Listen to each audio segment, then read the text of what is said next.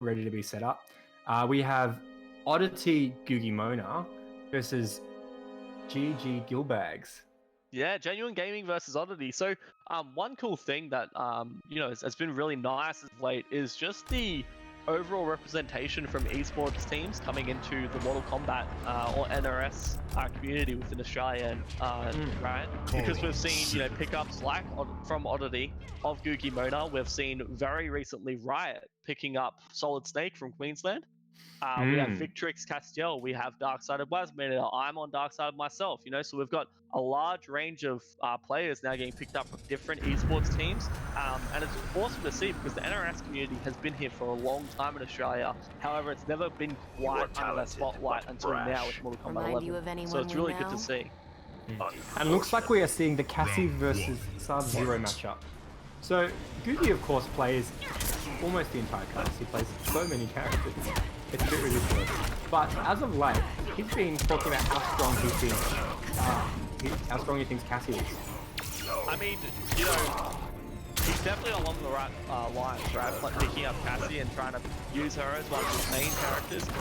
Whatever you basically see Sonic Fox using, that's generally going to be probably the best character in the game, right?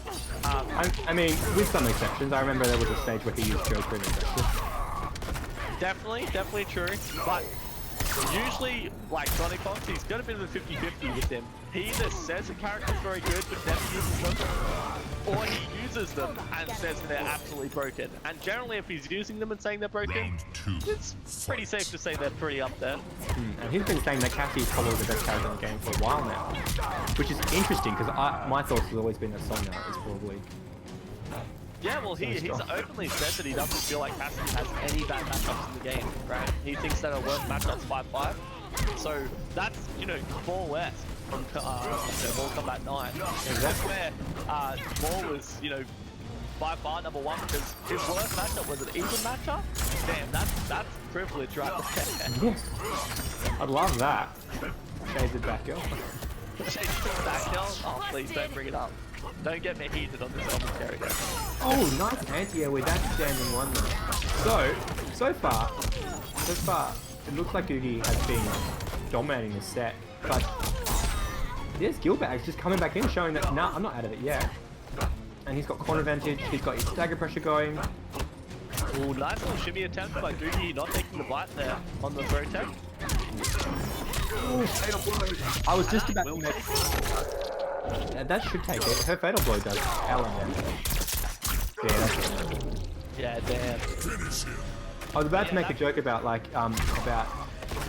Googie having his fatal blow on Jack and he better be scared because yeah, exactly right. Yeah, well, her fatal blow, that's probably the only major downside to the character, right? Is that her fatal blow is not very practical in the sense of the Hail Mary, like we see fatal blows generally being used. Is that comeback mechanic, like, oh, I've got 5% life left. The opponent's on 30%, I might as well throw it out. If it hits, I win. If not, oh well, I have an next round.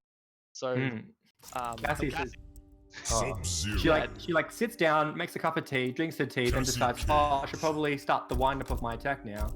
Then she goes and lands. It is violently bad.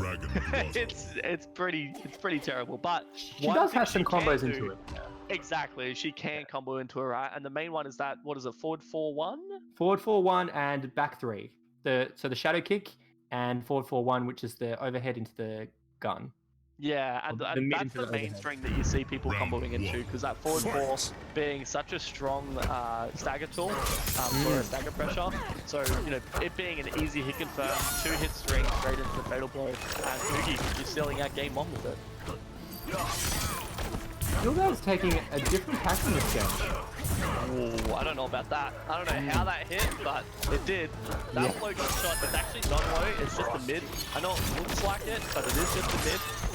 So, block it crouching, block it standing, doesn't matter. And he made it burn it like on block, which is just, that's punishable on hit and whiff and everywhere. So that's a risk. Yeah, but whatever read Googie had, it worked, right? I mean, right. Into the restand pressure.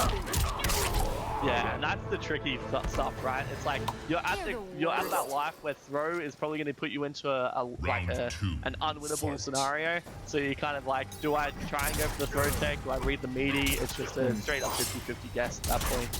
Yeah, and all of them is in your opponent's favor. And you know, one thing that we haven't really talked about is like Gilbagz is one of the Sub-Zero players that only plays Thin Ice, really, right? We never really see him opt for what's it called? What's the other variation called? Dead of Winter. Dead of Winter, thank you, yeah. Which has the slide, which is really, really good at counter zoning. However, the reason why it's usually good at counter zoning is because it will duck under the high projectiles. Unfortunately, in this matchup, yeah, so he's mid projectiles mid, so he doesn't really have that counter zoning tool. Another thing we've been noticing Googie doing all match is the fact that he's hit confirming everything. So besides that one errant gunshots on block that ended up hitting anyway, he has been on point about making sure that he's hit confirming. So for those of you not quite in the know about what confirming is, it's when you don't just dial the string into the special straight away. You look to see that your string has hit, and then you confirm into the special that will launch. So that's what he's been doing. He's been saying, yes, my stand one is hit. I'll finish the string and cancel into the gunshots, get my combo. Rather than just errantly canceling into the gunshots every time and risking getting comboed on block. So yeah, it's one of them. Right. Yeah, and Googie is really, you know, a very, very consistent player when it comes to hit confirming. It's one of, I think, his main strengths in fighting games is his hit confirming and being very consistent of recognizing scenarios where it's not really a hit confirm, but you're kind of preempting that it's going to hit based off, you know, how the opponent's been playing the match. I mean, he's very good at feeling those situations out. However, you know, we just have to realize right now, it's been a very quick 2-0 for Googie so far. Yeah, so Gilbagz really has to decide on when he needs to change up in this matchup versus Googie so that he can bring it back. We might see another reverse 3-0. It definitely happened in our last set of Wads versus Boy. But can Gilbagz now repeat history and get a reverse 3-0 for himself? I mean, that's an exceptional energy. Sorry, I always think awe of Gilbagz energy. Yeah, this man, even at MKX, it was one of the really, really, you know, top players in Australia of the OC region, that anti-airing. Very consistent with it, always having that stand one on deck into a full combo. Pressure, yep. That restand mid-screen is such a strong tool. Yeah, and that throw bait as well, that string where it's just an auto throw bait. Because basically what happened with this game, right, is rather than being mix-up heavy or mix-up oriented like MKX was, where the mix-ups really come from in this game is throw or hit, right? It's either strike or throw. However, what people have basically done with that metagame in Mortal Kombat 11 is they go to strings that look like a throw animation. Generally, it'll be your stand 1 or your stand 2 string. And then what it looks like is because the arm comes out, it looks like it's going to be a throw. You go to tech with either, you know, your 1 or your 2, and then you get counter hit by the second hit in the string. So Cassie's being really, really strong in that regard. It's super annoying to deal with. But he's doing very well with it. Yeah, he's picking his moments very nicely. But Gilbagz, living on a prayer, does have Fatal Blow on deck. Whoa, but a big risk for that slide. Nice throw tech, does go into the overhead. Will we see overhead Fatal Blow again?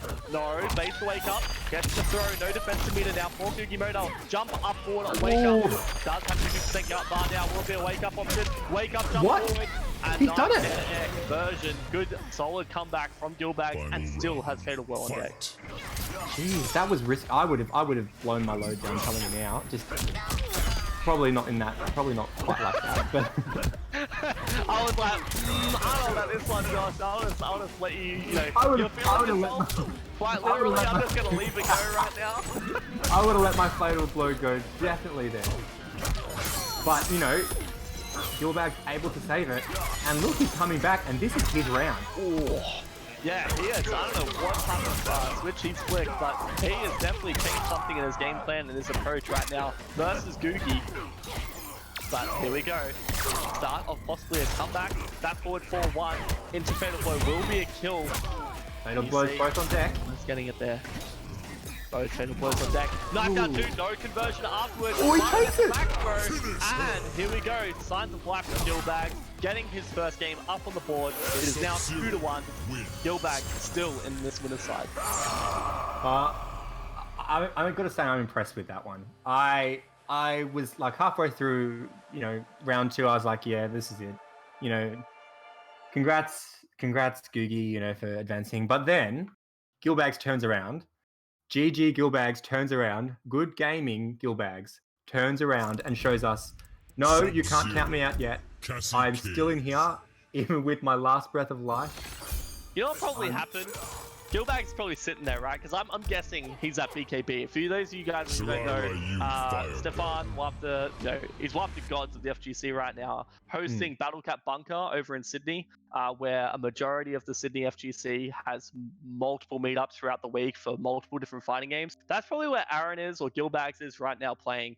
And Yusuf, aka Fade, the FGC manager for Genuine Gaming, is probably sitting behind him, and he's probably yelling at Gilbagz, saying like, "Believe in yourself, Aaron," in his really raspy voice.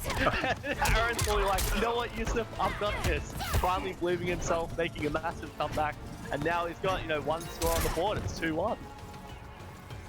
Do we ban collusion in this as well? Do we ban coaching in this as well? Ban coaching?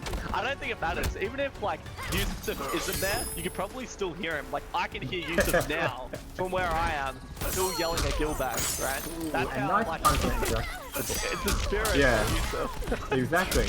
It transcends time and space. And swaps the corner around, gets the advantage, and he's ready. Again, that strike throw mix up. And he takes that round, but he's put himself in the corner. So, round 2. I mean, Gilbagz has the advantage for this beginning of the set. Whoa, and that's one of those situations where it definitely should have been a big punish for Gilbagz. But unfortunately, letting go on block, thinking that he wasn't going to amplify the low gunshot, getting counter hit from the second hit. And you're seeing Gilbagz eating a lot of that auto shimmy, right? That string coming from Cassie. Maybe needs to change up his defensive options and just start eating the throws a bit more. But it's been one of those things where Googie has been throwing quite a bit in the set. So now he's kind of instilled that mentality in Gilbagz that I need to tech because Googie keeps throwing. And now we're seeing that auto shimmy, that string coming out from Googie, getting a lot of damage. And now we're seeing Gilbagz back to the corner once again. Does not reverse the situation with the throw.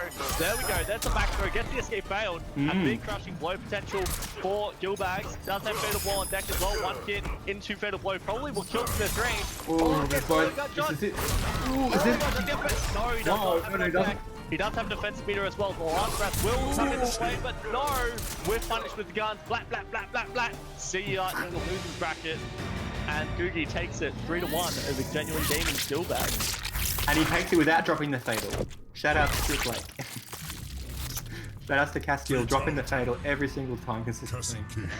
Yeah, it gets a little bit too high, but he wins. Drops it every time. But yeah, that was a really good set as well. Even though we didn't see, it go all the way back to Game 5. One of the big things that, I'm pretty sure I speak for everyone when I say this. In top 8s, you generally see the upper echelon players of each region playing. So what you generally see is that adaptation coming into play. So you wait until Game 3, Game 4 of each set, and you'll see how the players drastically change their approach to the matchup versus either the character matchup or the player matchup. And we saw Gilbagz there changing his approach, and that's one of the coolest things to see. Is you can really see why they are, that top echelon of play in our